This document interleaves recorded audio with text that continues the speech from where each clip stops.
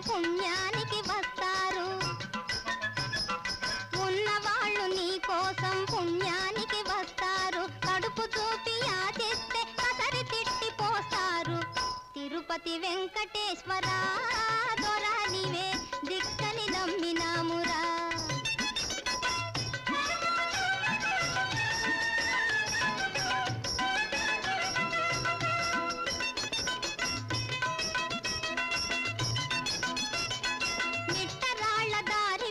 Cement road వెలిసింది. కాలినడక మారిపోయి కార్ల వసతి కలిగింది.